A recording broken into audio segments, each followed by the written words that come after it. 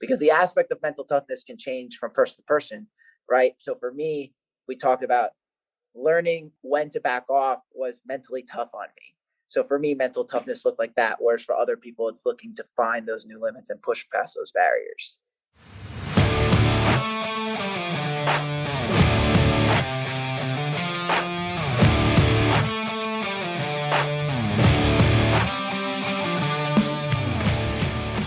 The Fitness Movement is brought to you by Zor Fitness. We offer coaching and individualized program design, as well as educational content for coaches and athletes. It's all one place, zorfitness.com. Today's episode is being pulled from the archives. I'm revisiting a conversation I had with Coach Chris before he was Coach Chris. Well, he might have been Coach Chris, just not with us.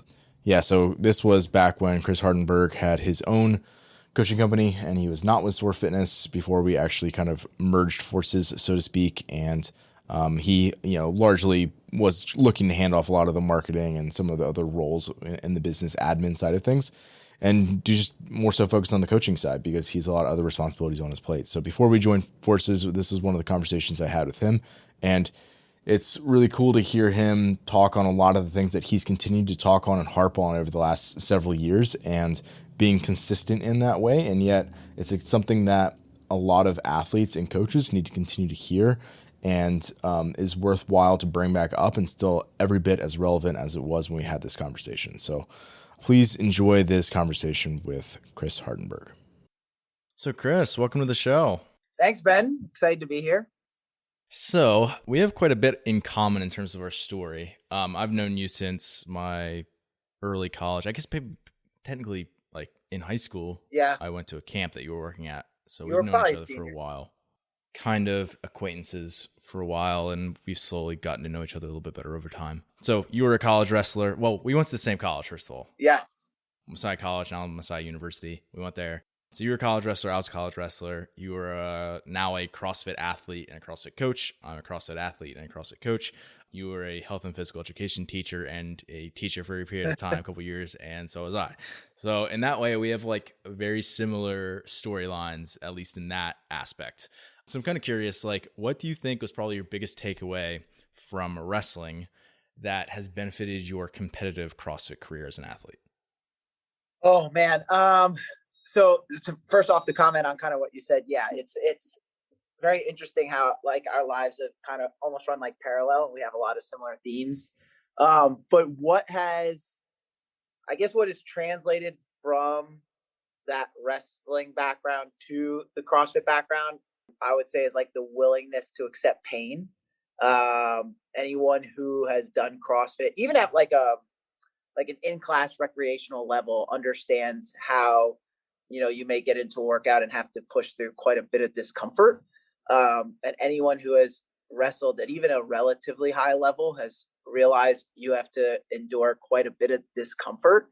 And in my experience, even with other folks in the sport, I've competed and worked out with wrestlers who in a workout are able to go to like this like weird space that like other folks might not be able to. And it's because it's like almost like that muscle's been trained. Like I know what it's like to go to near blackout in a workout and like just kind of push through. So I think that's definitely something that's translated, is just that the idea of pushing your limits and finding those boundaries. Yeah, I would totally agree.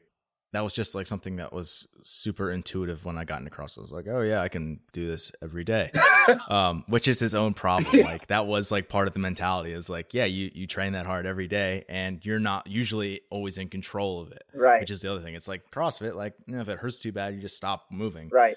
Where if you stop moving in wrestling, it's just going to get worse for you. Yeah. I mean, that's kind of something where, and you kind of touched on it. So it's almost like a double-edged sword.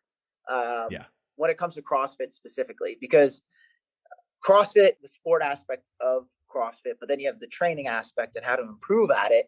And anyone who's done any significant level of physical training understands that it's like the risk reward, right? Like you push your body to a certain point and then your body has to do certain things to recover, and you have to balance those things to create further adaptations.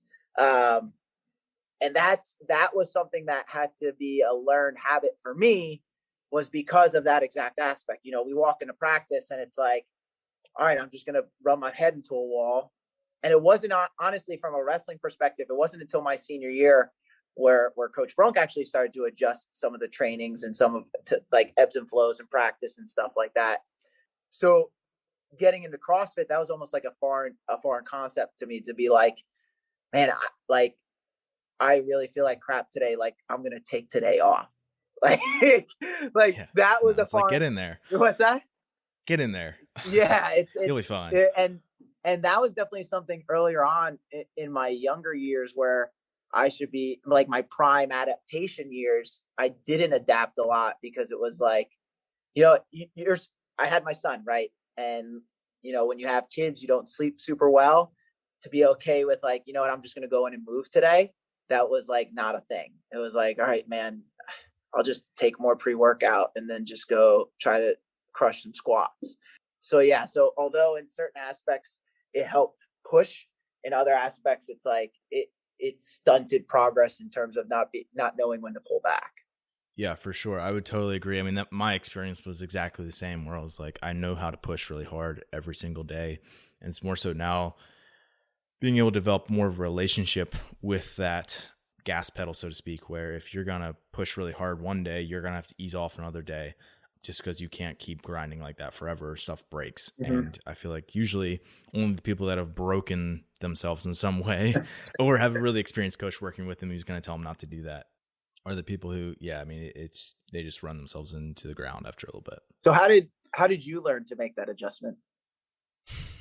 Like I just said, I think I broke myself. Like, and obviously like that sounds really bad, but like on maybe a, less severe scale, like.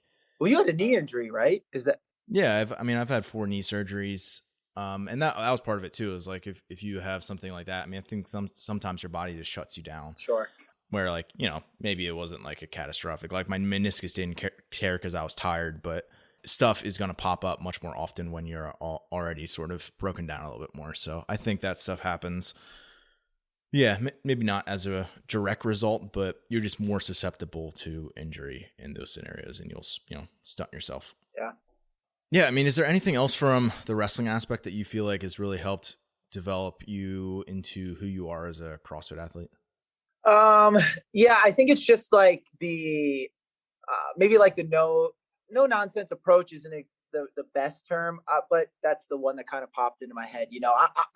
I tend to try not to take myself super seriously, but when getting into a competitive aspect, I mean, I was fortunate enough to compete at Wadapalooza last year, and I still have guys I work with crack jokes because I just, there was one workout and there was like a buzzer you would hit, and I got so amped up at the end of the workout, I smacked the buzzer so hard that my whole palm bruised, like my entire hand swelled up. So I think it's just like that intensity level, you know what I mean? Yeah. And you kind of touched on it, like the ability to keep moving, right? Because there's some interesting differences between wrestling and CrossFit, right? Like one thing is the weights in CrossFit never change, right? 45 pounds is 45 pounds. And if it's too heavy, it's too heavy. Or whereas like, I think we've both been in matches where you're wrestling a guy and you can feel them wilt. And that's like, yeah, this is great. My life is actually getting easier now. But conversely, because of the constants in CrossFit, it doesn't factor in the other side where like when you're the one just getting your head beat in. Yeah. Those tend to stick out in your mind more than the times that you beat somebody else up. Yeah. So, but again, right, the concept to keep moving. So in workouts that I want to slow down, being able to mentally remind myself that's like, you really don't have to. That's definitely translated as well. Even I think sometimes more of like the intangibles of like an in-person competition, because obviously wrestling is like you're right up in somebody's face, but even be like between periods and stuff, you can look over and like see other person's body language and, see if they're, breathing super hard, or they bent over in their corner, or they get in their like little puke bucket ready in the corner. But like all that stuff, like you end up playing into the psychological aspect of the sport much more that you miss a lot in like the online qualifier environment of, the open or, whatever qualifier you're doing. Yeah. And then something that also dawned on me was just from a skill perspective. I find that I was able to pick up the body weight movement skills way faster than the implement movement skills. Now, granted, I'm someone who was fortunate enough to be in a weight room for whether it was for football or wrestling since high school. I wouldn't say I've learned the best technique or developed the best movement quality in those arenas, but something as simple as like double unders, right? The amount of rope that I jumped in my life was immense. I didn't enjoy running. So like in high school and college, even to cut weight, I would just go. So like in high school, I would go to my parents downstairs. I would turn the TV on, and I knew a show was a half hour. So I said, all right, I just threw the layers on, jumped rope, and watched TV.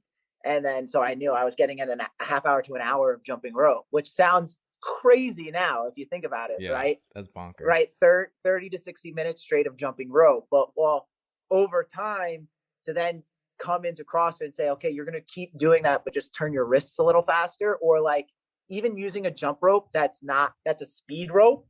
Like I was Oh used, yeah. you know what I mean? I was used to using like a heavy, like almost like boxer's jump rope. And then it's like, no, they make them super thin now and they spin really fast. It's like, that was something that translated. Whereas, flip the script to somebody else, you'll see people come in who maybe have a different background, and like double unders is like this Rubik's cube that can't be solved. So I definitely think that helped as well. Or even pull-ups, like the number of Yeah. pull-ups and push-ups we would do. Number of like 10 sets of 10 pull-ups we've done. Yeah, seriously. Yeah. No, that's just like that base, I think, is something that oftentimes people that are, whether they're in a coaching position or just in a position to work with other athletes, or I guess technically not athletes, like people who weren't an athlete up to that point in their life, and they're like, have a high biological age, low training age. They haven't spent a ton of time just accumulating all those reps. Like, I don't know. It's just something where you take it for granted a lot of times. I think it's just something that it's good to remind yourself of once in a while. Yeah, seriously. Cool. I want to transition a little bit more to the mental toughness aspect. I mean, obviously, like we kind of touched on this already, but is that something you think about when you're, coaching, doing program design, for example, or is that more like a result of just like putting in consistent hard work over a period of time? Now, do you mean in terms of myself, or like working with my athletes?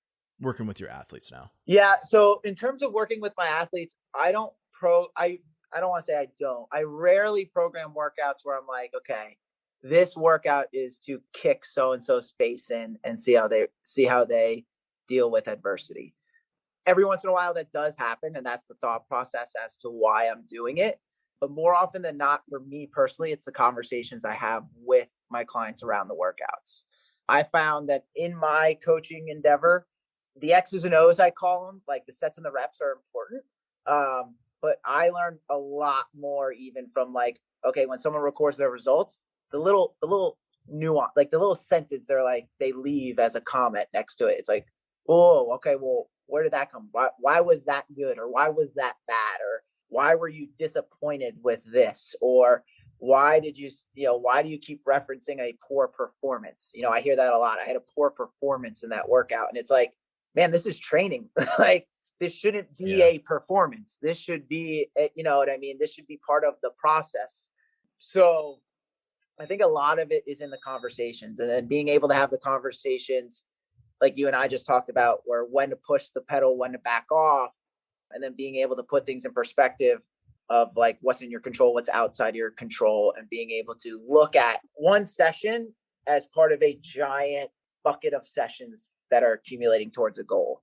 And for me, I think that's a big part of mental toughness, is being able to show up regardless of those circumstances and do something to try to get yourself 1% better. Now, the details of that and what that looks like on a day-to-day basis is going to change, right? Like one day, something that can get you 1% better is to come in and just like, man, I know I was only supposed to build up to 85% of my lifts today, but I feel so good. I term it, let's ride the lightning, right? Like I say, hey man, let's ride the lightning. Let's 5 more pounds, 10 more pounds. And those days are okay. Right. And then another day getting 1% better might look like I'm so thrashed, or I had a really rough week of outside stress. you know we're in the area of COVID. Maybe I had a family member in the hospital, and I've been stressing about that. So like for me, 1% better today is to just get on the bike, move, and do some pertinent mobility work. And for me, that's the mental toughness is within that, because the aspect of mental toughness can change from person to person, right? So for me, we talked about learning when to back off was mentally tough on me. So for me, mental toughness looked like that. Whereas for other people, it's looking to find those new limits and push past those barriers. Yeah, it's really interesting. It's something that's individualized.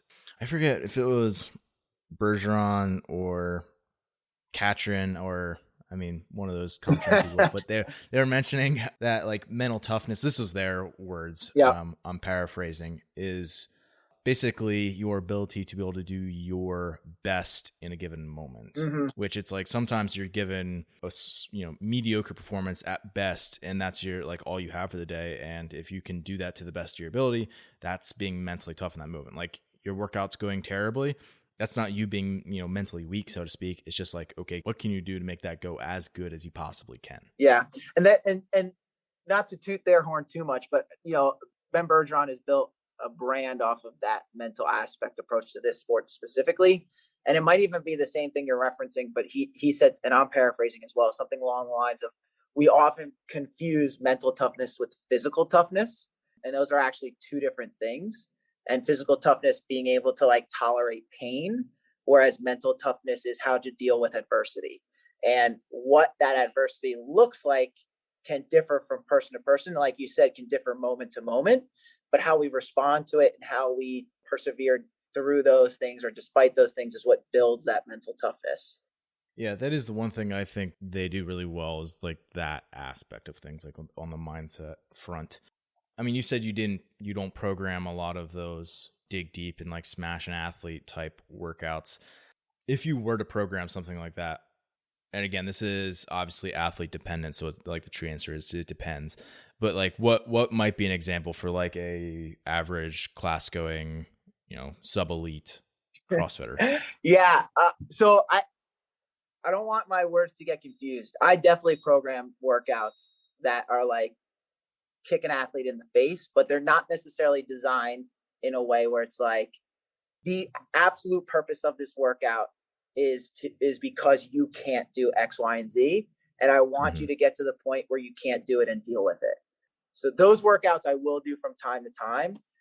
In terms of what you're referencing, I call those sport specific workouts. So, for folks who want to get better at the sport, every week I try to give them one sport specific workout, because I do think competing is almost like a muscle. You have to train it every so often. So like for my athletes, once a week, we call it the Force Through Faith comp workout. So to give you an idea, this coming week, the workouts 30, 20, 10, thrusters at 95, bar facing burpees, and chest to bars. Super, super simple. But, if you've done this sport or this training methodology for longer than a couple months, that's going to hurt really bad. Simple is always worst. Yeah. I made a joke. The more complex the workout is, the better it's going to be. No, and that's it. So, or at least it's going to hurt. I mean, yeah, I made a joke with one of our coaches the other day. I was like, the longer you do this, you become more afraid of the light barbell than you do the heavy barbell. Oh, yeah. Because with the light barbell, the 75 snatches, the 95-pound thrusters, it's like this is going to be much more of a mental limitation than it is a physical limitation. And that's the scary part, because it's like, you're just going to have to hurt really bad. So so like that's an idea of a workout we'll do. Sometimes it might be a little bit more complex. Like we did a workout a couple weeks ago that was in a 15-minute window. It was a 1K ski, 50 handstand push-ups into a 200-foot handstand walk. And then at 15 minutes, it was a 1K row, 50 front squats at 135, and a 200-foot dumbbell overhead walking lunge. So that was definitely a much more muscle endurance based workout, being that you're hitting similar movement patterns back to back to back. But that's the name of the game, right? You're going to get workouts like that. So that's been fun to continue to get creative with that stuff. And then from a competition standpoint, it's been nice to get roughly like 5 or 6 of my clients, including myself, doing the same workout once a week to be able to, and we're in a group chat. So we like send scores back and forth to each other, stuff like that, which is nice to kind of like keep those competitive juices flowing. Yeah, absolutely. You get a little bit of a data set as well. Yeah, absolutely. Yeah, all that stuff's super helpful. And that's like nice if you have, a coach like you who's working with like a lot of the same sort of clientele where, yeah, you can start to use like comparing the information from one person against the other.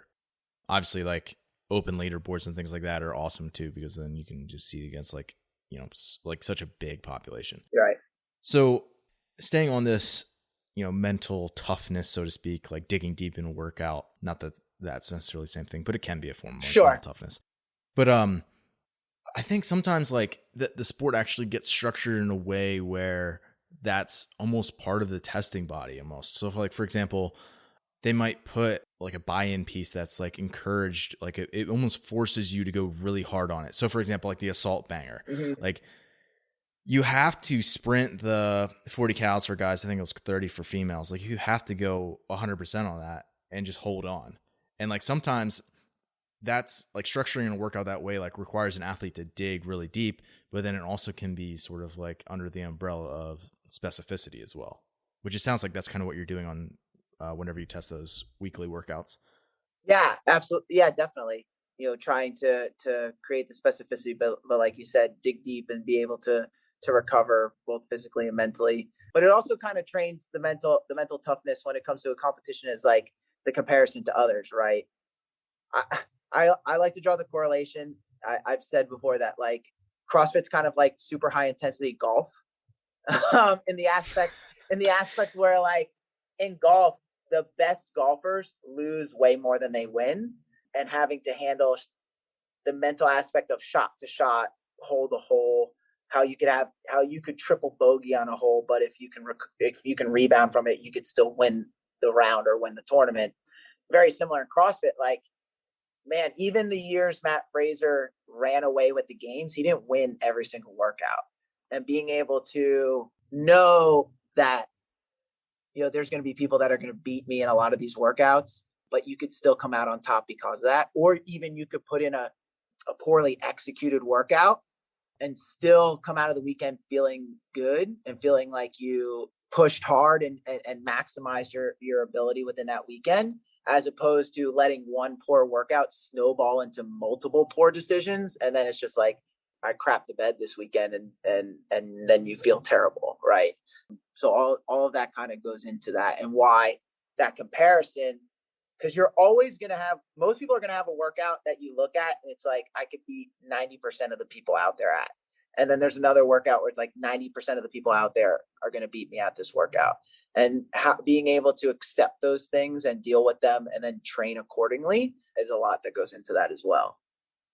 Yeah, I think so many athletes, especially beginner ones or ones that have more of an ego in the sport, it's like I want to crush the workouts that I'm good at, and then they end up avoiding a lot of the stuff that they're not as good at least in their training. And so much of what you need to do in our sport is like you spend the majority of your training time doing the stuff that you're not good at, Right. which isn't fun for most people. But I mean, you have to like learn to enjoy the process, which is something that you mentioned earlier as well. Yeah. And that's a lot of where the folks who are doing the things that they're not good at and still enjoying going to the gym every day are the people who have fallen in love with the process. So they have a deep understanding of, these are my goals, whatever they may be, right? And I know I have to do X, Y, or Z to get to my goals or to improve at whatever aspect. And I'm so stoked at the opportunity to do this sucky thing to get to where I want to go. Right. I work with a guy, his name's Marquand Jones, who's a former games athlete, and he's going to push to try to get there again this year. And the amount of like boring monostructural stuff he does every single day would turn so many people off, but it's not even a thought for him. He shows up, he hops on the biker, he hops on the true form, he goes for, and it's like every single day he does it. Most people say they want to be that without doing that because they haven't, Coach Bronk used to always say, count the cost. they haven't counted the cost, accepted it, and then fallen in love with that aspect that like I said, they have the opportunity to do it, and truly learn to enjoy that process. Yeah. I feel like it's something that's learned for most people. Like most people don't intuitively or like, oh man, I'm really bad at this thing. This is so much fun. Like that's those two things don't usually correlate really No. closely. It's definitely something that you have to slowly like see, like be able to zoom in and see the micro progress over a period of time that you actually, reinforce yourself enough where you can enjoy it. And that's probably just in part like paying attention to details and, following all the other good training principles that you normally would.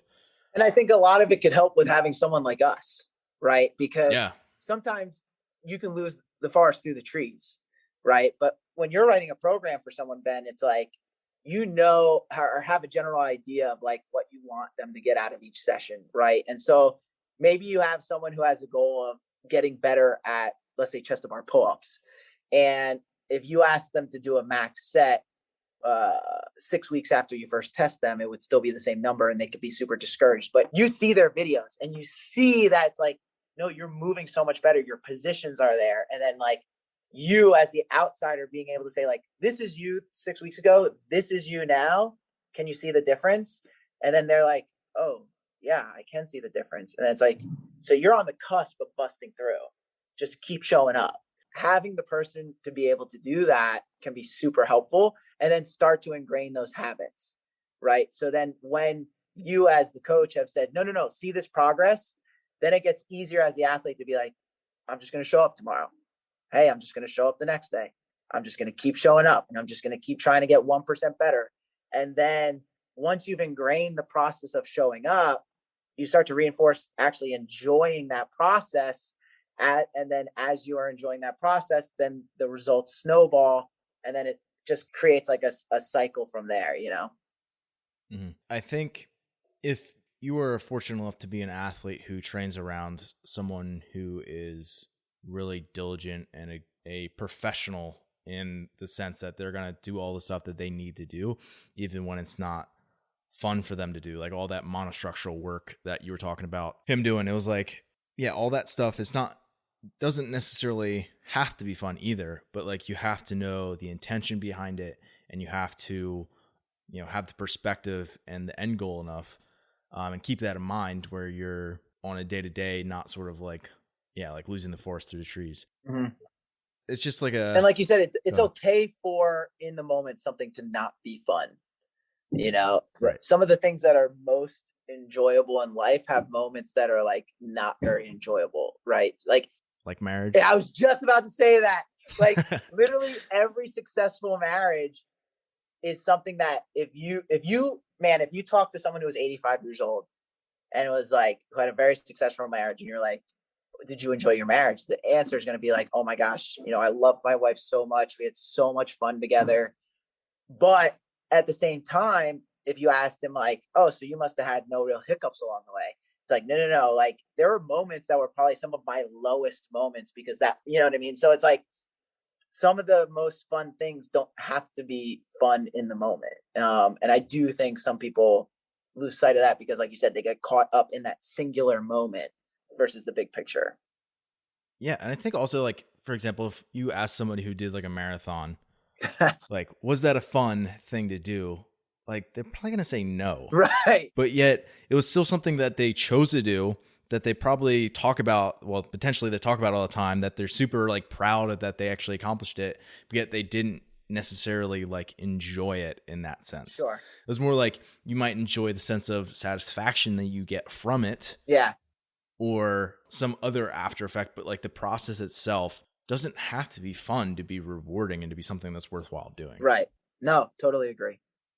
So is there anything, I'm trying to think of other ways that you could help an athlete develop their mindset, or people listening, how they could help just develop a better mindset besides just like training hard on a regular basis. Is there other things that you might prescribe to an athlete, or just conversations that you might have with them that are going to help them develop this overall idea of like a mindset?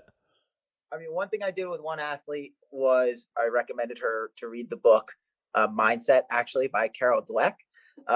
It was a book I had heard a lot of times in podcasts that I had listened to. So I read it. And a lot of it is to kind of boil the book down into some main themes. It just talks about a growth mindset versus a fixed mindset. And a growth mindset is how things are changing, skills, abilities can be changed, adjusted, things can be learned. Whereas a fixed mindset is like, they're in place. This is the way things are. If you're not able to accomplish X, it's you're bad at X, versus something as simple as I can't jump rope, so I'm bad at jumping rope, versus I didn't jump rope well today. You see what I'm saying? So the growth mindset says, I Mm-hmm. didn't do this well today. It's not like this fantasy land that says like, oh no, I did well. No, you didn't do well, but you just didn't do well today. That doesn't mean you can't do well tomorrow. Versus the fixed mindset says, I am bad at jumping rope. So that's that. That's the end of the story. So that was something I've recommended to athletes, but then reinforcing conversations like that, where it's like every session doesn't have to have so much weight to it, where it's like everyone's gone into a session, they do the workout and it doesn't go well. And like that eats them up, right? Versus like, oh, that workout didn't go well. I'm still going to show up tomorrow. So being able to have those conversations. And then I reference a lot, you've already heard it some, looking to get 1% better today. And what does that mean for you today? That's been super helpful, especially with athletes working around injuries. I had a girl that had some hip issues. So her hips were shifting a lot in her squats. So we had to kind of pull things back. We did a lot of tempo work, like trying to regain ownership of the positions in the squat. And at one point, she had kind of become frustrated because she had made a ton of progress. And it's like, well, you're still making progress. You're still getting 1% better. It might not feel like it in the squat aspect, but it's like, you PR'd your time on this workout, which was really upper body gymnastics focused, right? So you're still getting better. You can still get 1% better, as long as you have the right mindset around it. So that's a conversation I have a lot. And then the other conversation I have a lot is controlling what's inside your control. And a lot of what I say is the only things that are really in your control are your effort and your attitude. So if you come into every single session and you give the right effort, and I touched on this already, that can be different on every single day, right? I could be giving 100% effort. And to most people, that just looks like I'm sweating a lot and breathing really hard and super, super, super tired. But I could be giving 100% effort in my movement work, which is like super boring, right? Or, and then controlling your attitude. Hey, I'm super tired today. That's fine. I'm just going to do whatever my body gives me today. I'm going to maximize this session for what it's worth. And I'm going to do the same thing tomorrow. So those are a lot of the conversations I have with my athletes. You prompted me to remind me of something. I know several people that it's been like, they have a bad day. For example, like say they're supposed to hit certain weightlifting numbers and they can't hit those numbers and they just like lose their mind Yeah. that they're not like screaming. Like, how do you help an athlete like develop that sort of perspective where those sort of reactions aren't happening? Yeah. So it's so funny because that was me. So like when I was younger, again, I had this notion that like, oh man, I really love the sport of CrossFit. I want to make it to regionals. And then every session had all this weight to it. And so it was Mm-hmm. because like I was supposed to hit this weight. I didn't. I'm not getting any stronger. And if I'm not getting stronger, I'm not building towards this goal. And it was just a terrible snowball that went from there. And so I think how I would get an athlete to not react like that is start to unpack, why does this session or this lift why is it carrying so much weight for you? Because you only have an emotional reaction like that to things that are important to you. And sometimes it's too important. And then from there, it's why is this so like, why is this singular lift in this singular session amongst 300 sessions, I'm making up the number, but 300 sessions you're going to do this year, why does this one session have to break you? And then starting to have those conversations about where does that negative self-talk come from? I kind of wish I could give you more specific tactics, but a No, that's lot. good because yeah, I mean that's a conversation that probably frequently comes up. Maybe not in that exact conversation, but like those types of conversations. Like, why are you reacting this way? Yeah. Like this is going on. This shouldn't be happening this way. Why are you doing it this way? And like that's usually a pretty uncomfortable situation for the athlete to have to kind of work it. Like that's not necessarily a fun thing to try to work your way through, Right. but it's something that's really necessary for you to kind of get out of your own way so you can actually have more optimal growth. Mm. And a Yeah. lot of it is, again, coming back to what's within your control, right? So, a couple of things I've read, is like the weight you lift on that specific day actually is not in your control. There are some outside factors that are actually going to dictate what weight lands above your head in the snatch. But what is within your control is how are your positions, right? Or how are you moving the weight? So, okay, man, I just don't have it today. I think anyone who's done this sport long enough knows those days where you miss a weight that like is usually like a money. Like I know I can roll out of bed and hit this weight, and it's like, ooh, all right, today's not my day today, right? But I can still lift whatever weight I'm looking at in such a way that's going to move me forward. So, what do my positions look like? Am I staying over the bar long enough? Am I driving through my midfoot? Are my back and my lats tight? Am I keeping my chest tall? Am I, pulling the bar into my hips and pulling my shoulders back so I can get into a nice drive position? And then if you're doing all those things, you're getting better. You're getting that 1% better. And then this is also the problem with training is it's like the longer you do it, you do sessions to see 12 weeks, 6 months worth of progress, right?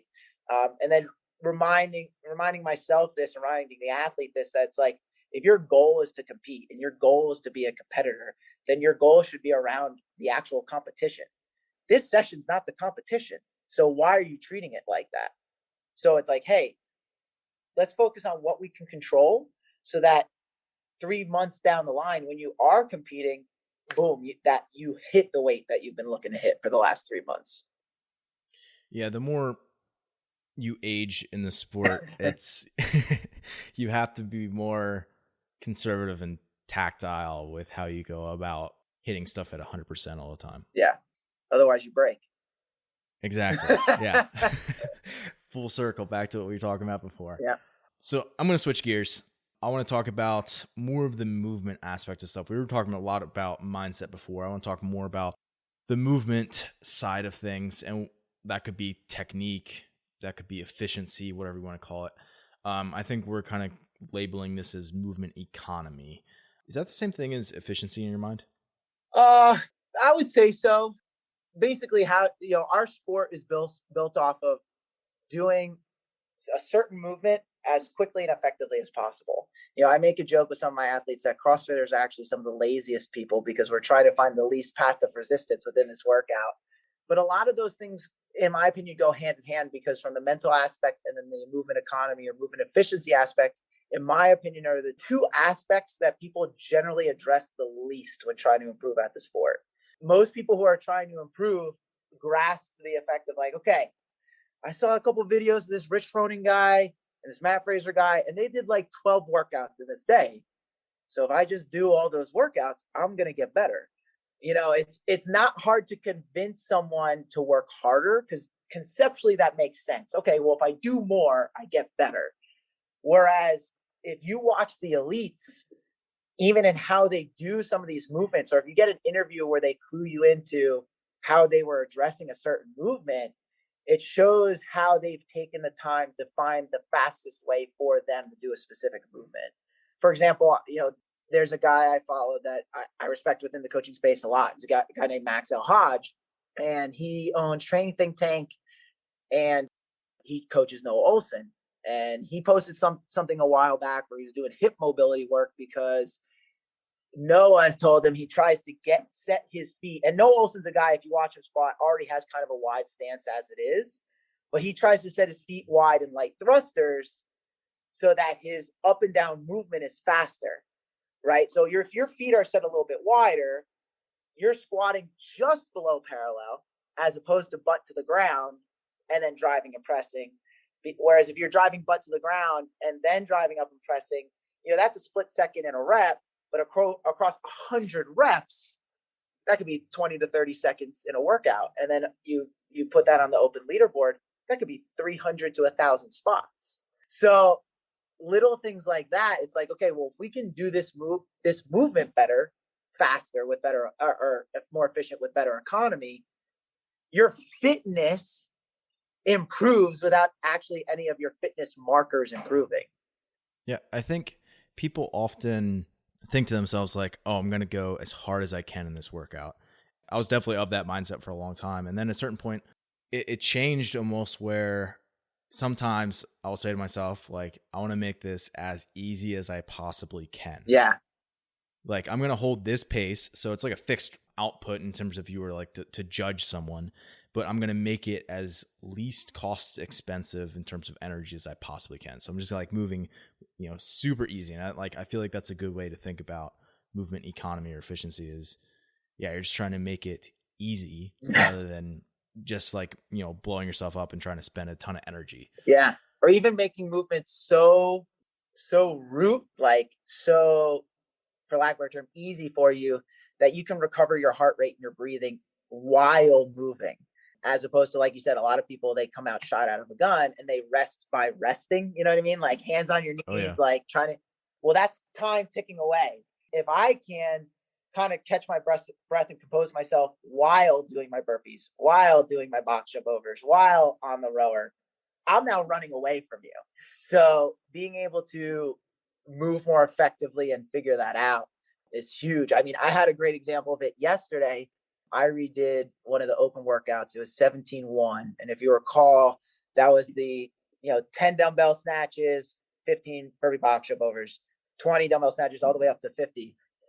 And I remember the first time I did it, it was like, well, guys, dumbbell snatches in the open. I don't know how the heck to do these. And like I came out of that workout crippled because my back blew up so bad. I was in the exact same scenario. And it was like I was coaching class at the time, and I remember coming into class and it was like everyone was like 80-year-olds, like like your body's like the letter C, and you're kind of like holding on to your back. But since then, I've learned how to transition the dumbbell in the air on the dumbbell snatch, and I've learned how to do the dumbbell snatch in such a way that it's not as energy costly, as you put it. So right. I was able yesterday to do all those sets unbroken with, I wouldn't say no problem, but relative, because I knew how to, okay, my heart rate's starting to get jacked up. So instead of transitioning directly from the top, I'm going to bring it to my shoulder and transition there. Little things like that. And then I was able to PR by 2.5 minutes. And so that's a perfect example of being able to, hey, if you can move more effectively, you can gain a lot of time. And I'm not this uber like awesome athlete. I'm a dad of two kids who likes to do CrossFit. So imagine what that can do for across the board, whether you're someone brand new or an elite athlete. Right. And I'm sure it's not the fact that you moved poorly necessarily in 2017. It was just like in a specific movement like that. Sometimes in a number of specific movements, someone can just clean up like an incredible amount of, they just like leave so much on a table in a particular movement. I think some of the ones that you had mentioned, like burpees, box jumps, like a lot of like the body weight, they're not cyclical movements. Like I guess technically CrossFit might define them as gymnastics, things like that, where it's more of, cyclical in nature, where you're kind of doing the same thing over and over again. It's not like a super high tension, like a barbell movement or something, but they're a little bit slower turnover movements or something where you could rest in the middle of it. Like you can pretty easily like rest on top of the box and the box jump if you're rebounding or even on the floor. Yeah. You could, take an extra breath as you're, jump over the bar before you essentially lay back down. Like there's plenty of ways that you can rest during those movements. Yep. Versus like, for example, like a chest bar pull up, like good luck resting when you're like hanging from the bar through space. Yep. Right. In those specific movements, how do you train an athlete to help them get more efficient? So are you talking about like in the, I'll call them basic gymnastics movements, like your burpees? Yeah, let's just stick with those for now. Okay. So in those movements specifically, the first thing I want to look at is, hey, here's 10 of them, film them. I want to see what they look like. Because in that, if you can't do them efficiently fresh, you're not going to do them efficiently under fatigue. Okay. So let's take a look at what they look like. So that's step one. Step two then is to do what I call like technique work. So it might be as simple as like, we'll use bar facing burpees just for the sake of an example. And I'll say, okay, we want to improve some breathing aspects within this movement. So I might have them do a couple breaths laying on the floor, a couple breaths pushing off the floor, a couple breaths mid step up, they jump over the bar, they do the same thing. Okay, so we're now ingraining the patterns of that movement with effective breathing. From there, it's like, okay, we've done that. Now I want you to do 10 bar facing burpees with the technique we've worked on at a moderate speed. We're going to rest and do it again. Okay, so again, we're not even introducing fatigue yet. Now, once you can do them without being under fatigue, then I start to introduce like some fatigue. And what I mean by that is like EMOMs are a great way to do that, where it's like you're going to do 6 bar facing burpees every minute on the minute for 10 minutes. Okay. You just accumulated 60 burpees in a 10-minute window. But anyone who's at a moderate or slightly below moderate level in the sport could probably do 6 burpees in 30 seconds, maybe less if you're going a little bit faster. So it's almost like, in terms of like you touched on it, a cyclical or aerobic nature, a 1-to-1 work to rest ratio in the textbook environment would be termed aerobic work, right? So now we're introducing some fatigue. Okay, cool. You're able to do that. Let's advance it a little bit. So maybe I'll make the window a 2 to 3 minute window, right?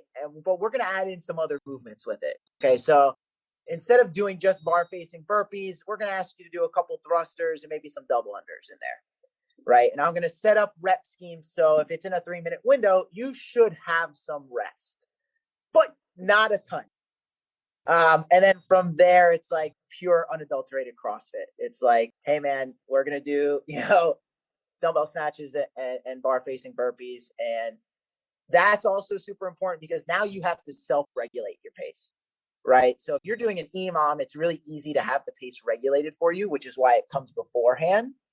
But once you get into the sport specific workouts, thrusters and burpees, 30, 20, 10 for time, I now have to figure out, okay, within this specific workout, how do I move in such a way that allows me to get the best score so I don't blow up?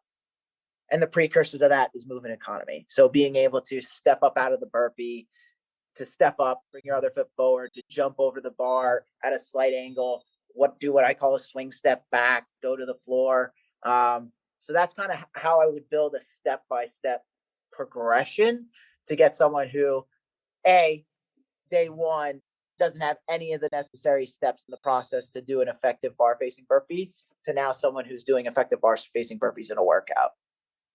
Yeah. And there's even like another level of complexity too, where it's like not every workout demands the same technique. Exactly. So that's another thing that you could start to coach or prescribe for athletes is like, maybe it's a 16-minute EMOM, the odd minutes you're doing like a step up, like the lunge step variation that you'd like the swing step, and then like a step down. Mm-hmm. Like on the other minute, maybe you do a quicker variation where you're jumping right up to the bar and like kind of doing the 180 spin as you jump over, and like having the rep speed be much quicker. And that's like a whole nother thing that we can get into is like, it's not just about having one variation, but you have to be able to have multiple ways to do different types of movements based on like workout demands.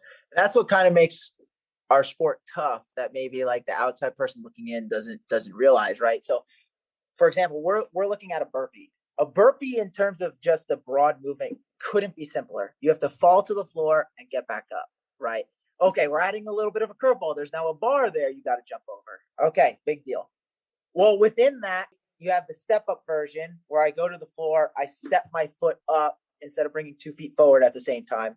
I then step my next foot up, jump over, and then I do what's called a swing step, where when I land, I swing 1 foot back as opposed to doing like a 2-step turnaround. And then there's the other bar facing burpee you'll see the elites do, where they're kind of snapping both feet up at the same time, but at an angle. If you understand what I'm saying. This is what I was trying to describe before. Yeah. I obviously did not do a good job. No, you're fine. So you snap up at an angle and you turn to the other side. Well, that's also not even addressing what your upper body's doing.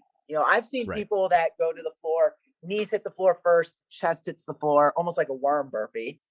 Yeah. You then have some people who kind of do a worm burpee, but if you watch like someone like Katrin do it, their chest actually hits first. It looks so odd when she does it. But even when I watch Frasier in Nasty Nancy, okay, I think that's the right one. Yeah. But like the 400-meter run, I don't know, I think it was like 15 burpees or something, 20 burpees. And the overhead squats, it was like, that's what he did too. Yeah. That was interesting because I've seen him do burpees in other workouts and that's not what he did. So maybe it just is based on tricep demand or something that's different based on the workout. Yeah. And that's something where like, that's going to be a little bit faster than the previous one I mentioned, just because if you think about it, right, I go to my knees, then my chest, I come off my chest to my knees is one extra step. Then I go to my chest to my knees back up and you're already coming up. Right. But then you also have the burpee that's almost like a stiff burpee where it's like someone's entire body hits the floor at the same time and then they come and jump over. Like folks who are really good at burpees can do them like that. So I just named in some combination, and I'm no mathematician, at least 6 different versions of a very, very simple movement, right? Then you start to progress to different ways to do, let's say, a barbell snatch. And then you look at, well, what's the weight? What's the workout? How am I cycling it? Are you doing muscle snatching? Are your hands a little more narrow? Like there's so many little nuanced ways to approach. Endless. Yeah. And that's where people who haven't spent enough time in the sport don't realize, like, yes, it's a burpee. Yes, I'm just falling to the floor and getting back up. But there's a lot of different ways you could approach that, which will make you more efficient in the long term. That's a perfect example of like the barbell cycling, of ways that even like I couldn't tell you how many CrossFit workouts I've done, but I'm still like discovering new ways to get better at that specifically. Recently, I've been doing a lot more muscle snatch work with like a small like bend at the top. So like a no hip contact snatch, but then you bend a little bit. I call it the snake snatch from Travis Williams back in the day. Okay.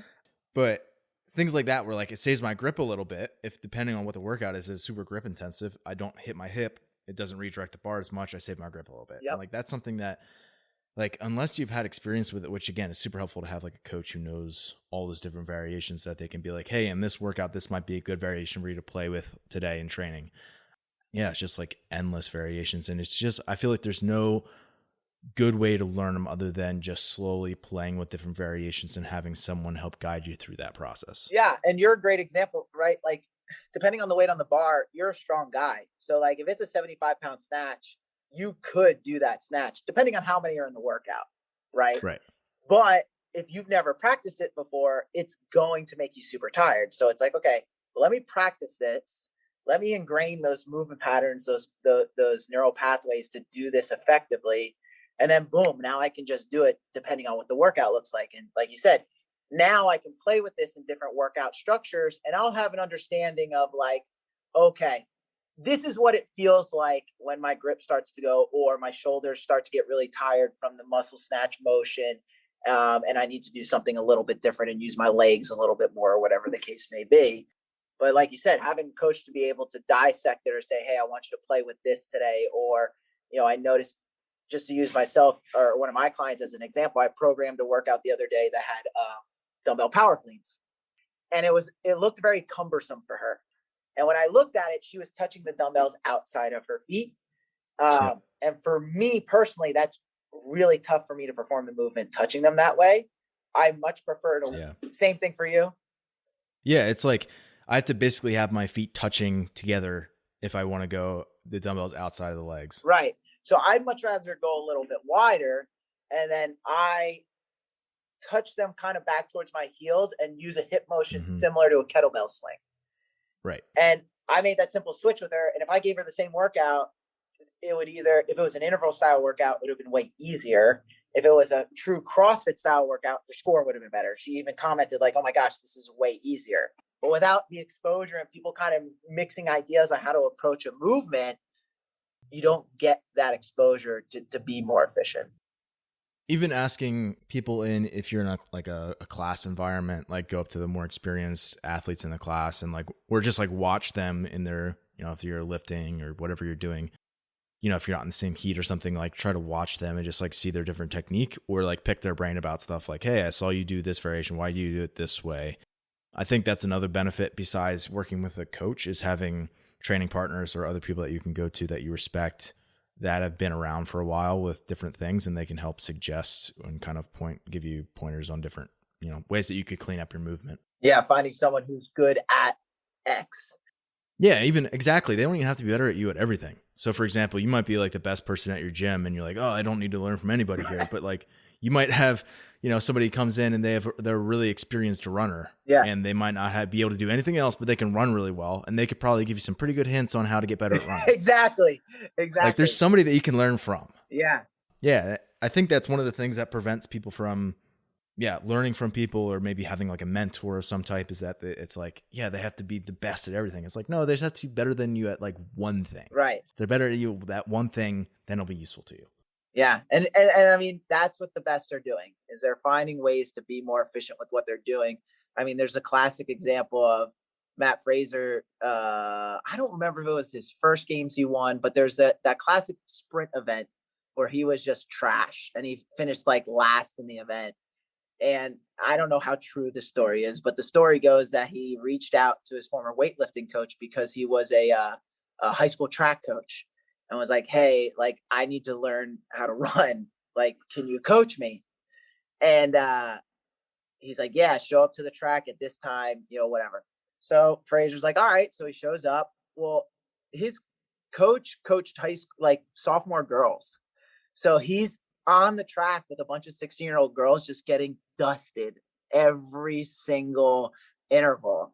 But he was humbled himself enough to say, like, I don't care if I'm getting beat by these high school girls. Like, I'm here to get better at my sport.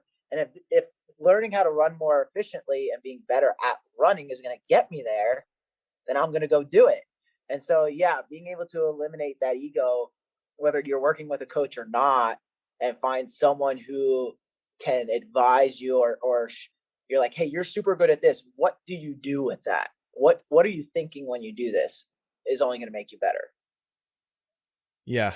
Again, I think one of the things that is often overlooked for the elites in CrossFit is the level of care they put into every single movement that they do. Yeah. So like, for example, everybody sees, for example, the mindset of Fraser, like when he talks on different podcasts and this and that, and just like, okay, that's generally understood that he has like a killer mentality when he goes to compete and this and that. But like, I don't think people give as much attention to, probably just because it's not super sexy. Yeah. The fact that like, he's going to the track to get better at a single movement, like Yep. just running. Yep. Or, how much time he spent. I remember, I forget where I heard this, but like him going in at like the evenings and just flipping the pig at his gym, because he was really bad at flipping the pig in the one games. Like spending so much time to learn a single movement. Yep. It's just like, it's an important part, a necessary part of the sport that you have to be, again, willing to enjoy, even though it's not always necessarily fun. Right. And to kind of like reflect back to what we were saying before, right? So let's say he went in every single, and I don't know that I recommend someone doing something every single day. Not that I was recommending. No, I know that, but like, but let's just say he went in every day and flipped the pig 10 times, right? That's not a lot of volume. That's not going to hurt him. But let's say, so over the course of a week, you accumulate 50 to 70 flips of the pig. Well, that's 40 weeks of training before the games. I'm just making up some numbers. That's almost 300 flips, regardless of whether he did it in a workout or not. So he's now accumulated hundreds of reps before he's asked to then go do it. And so that's where, again, like one session is part of a big picture. So if you can touch on things and continue to touch on them and continue to touch on them and think and refine, well, now all of a sudden going into a competition, well, I've done 1,000 reps of this movement. I know how to approach this work, or I have a general idea of how to approach this workout or this movement within this workout. Even taking that mindset of being really methodical and trying to learn everything about the movements, I think it also lends itself to you having more longevity in those movements, not just like in an immediate workout, but over also like the long term. So for example, if you are really focused on being as efficient as possible in your chest bar pull up, you're going to make sure that you're like using your legs as much as you're possible and getting a good hip pop out of the top and keeping your legs relatively straight and like using the straight arm pulling, all the little stuff, making sure that you have clean body lines. All that stuff is also going to help you not beat up your shoulders. Yes. Like versus if you were just focusing on doing chest bar pull ups and going as hard as you could in the workout.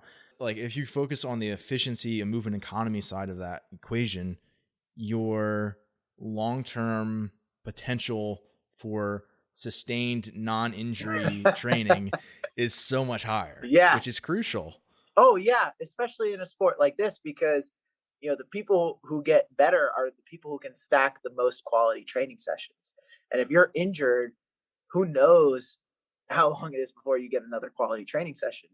So being able to move effectively so you can continue to move is super important. And this again, and on top of it, like I'm sure your clientele is like this. Like I don't coach any professional CrossFitters, right? So the people I coach, I coach some people who are pretty competitive, but they also have a full-time job and they also have kids. So it's like you also can't afford to get hurt because you can't afford to Yeah. be in a sling and try to go be an accountant, like, or whatever the case is, like Yeah. I can't afford to be in a knee brace and like, carry my kids around the block, so regardless of who your clientele is, people, listen, injuries, if you're going, and this is another conversation I have with people where if they're like, hey, I really want to push the boundaries and compete at as high a level as I can, I tell them flat out, like, okay, well, then you have to accept the fact that in order to push your boundaries, there's this line of injury, and we at times are going to have to ride it. And Yeah. sometimes I'm going to shoot too far below, and you won't get any nicks or you won't get anything that flares up, but you're not going to improve as much as you want. And sometimes it'll go a little too far, and there will be like a pull or something like that. Right.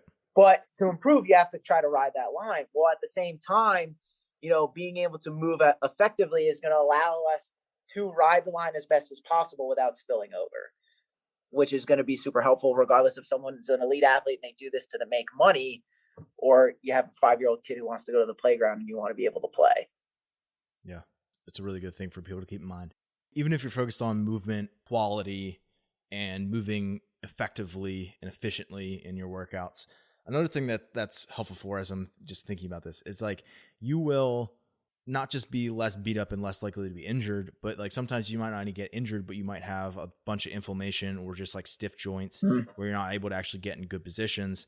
And then you go to do your weightlifting work the next day and you're not able to lift as much, or you're getting, compensations. Like it's a compounding effect where this is just reinforcing to all the listeners that like you want to focus on producing the best quality of training possible, not just trying to go hard all the time. Yeah. And, a lot of this is assuming we're talking to people who want to improve at CrossFit. I mean, I have plenty of people who come to the gym who they're just looking to get a workout because they want to look good, feel good, and that's fine.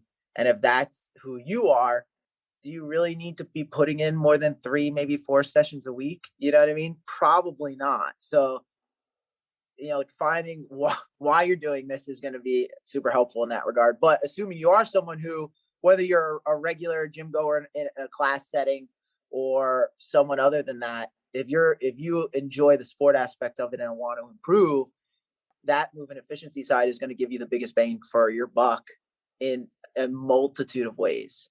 Because like you said, it keeps you healthy, but I could help someone and you could help someone, not specific to me, but you could help someone get better at a workout in 5 minutes by putting them in a better position versus taking 5 weeks of an aerobic training protocol. You know what I mean? Yeah, that's very, very true. You look really good as a coach when you do that. You look like a magician. You're going to adjust this position and you're going to, shift your hips back just a little bit and this and that. And you just make a few little tweaks and the person improves so much. Yeah. I mean, I have a client, when we started working together, his deadlift was like 380. He recently PR'd at 415. Now, don't get me wrong. We went through a pretty progressive deadlift protocol, but during just one of his sessions, I'm looking at one of his videos and I'm like, I think your hands and your feet might be a little too wide. Definitely his hands. I was like, can you scoot your feet in a little bit, move your grip in a little bit and see if that helps with your pull? Instantly, it was like, oh my gosh, this feels so much better. Like I have so much more drive off the floor. I'm able to lock my lats in better. It was just like the littlest tweak. But like you said, it's like, oh my gosh, you're a miracle worker. It's like, no, I just helped you get into a little bit better of a position. Yeah, that's one of the things that you always feel that way too, or the athlete feels that way when it's something that they didn't recognize initially. So right. Again, I think it is super helpful to have somebody else taking a look at your movement on a regular basis and helping you evaluate, whether that's a class and a coach, whether that's a one-on-one coach, whether that's your training partners doing it, or a combination of all three. That's super helpful. All right. Final question for you here. Okay. What is something an athlete listening could do today? So like something that they could do like that's actionable that will help them lead to better movement economy. Yeah, I think the first thing I would do is if there's a movement you're really struggling with, something you could do today is A, video yourself doing it, and B, find someone who does it well. Ideally, when it comes to finding someone who does it well, it would be finding someone in person. So whether that's somebody at your gym or a training partner, but if you don't have that available, then YouTube's a really great a really great tool. But those are definitely the two things. Is okay. Well, how do I look when doing it? Because it's happened to me before. I thought my body was doing something, and I go and look at the video, and it's like, oh, why are my hips so far? You know what I mean? So do that, and then find someone who does it better than you, and take some cues and some feedback from them. I love it. That's really good stuff. Good advice. Hey, Chris, thanks for doing this today. Thanks, Ben. I had a lot of fun. Thanks for listening today. If you're someone who just started listening to the show, I would encourage you to subscribe so you can stay up to date. If you're someone who's been listening for a while, I would encourage you to rate and review the show. And lastly, the best thing that you can do to support our work is also the best thing that you can do for your performance. And that is by hiring one of our coaches. Until next time, stay the course.